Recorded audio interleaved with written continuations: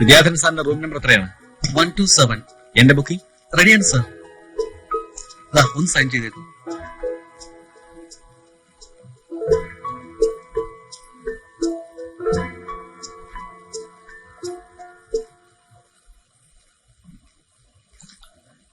മിനിസ്റ്ററുടെ എതിർ സ്ഥാനാർത്ഥി ആരാന്ന് ഊഹിക്കാമല്ലോ.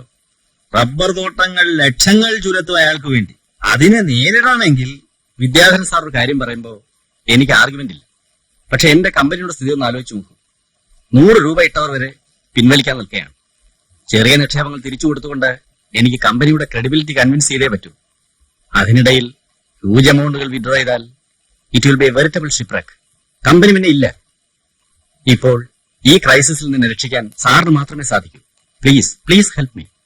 എനിക്കറിയാമല്ലോ, മിനിസ്റ്റർ ആകെ പ്രശ്നങ്ങളുടെ നടുവില. 50 ലക്ഷത്തിന്റെ ഒരു ആരോപണം ഓപ്പോസിഷൻ വരുന്ന സിറ്റിംഗിൽ മൂവ് ചെയ്യായിരുന്ന അവിടെ പിടിച്ച് ഇവിടെ പിടിച്ച് ഇന്ന് രാവിലെയാണോ ഒന്ന് സെറ്റിലായത്. ഇപ്പം മുഖം കാണിക്കാമെന്നായിട്ടുണ്ട്. ഈ ടെൻഷനൊക്കെ ഒന്ന് ഇട്ടെറിഞ്ഞ് 3-4 ദിവസം എവിടെയെങ്കിലും പോയി കിടന്ന് ഉറങ്ങിയാൽ മതിയായിരുന്നു.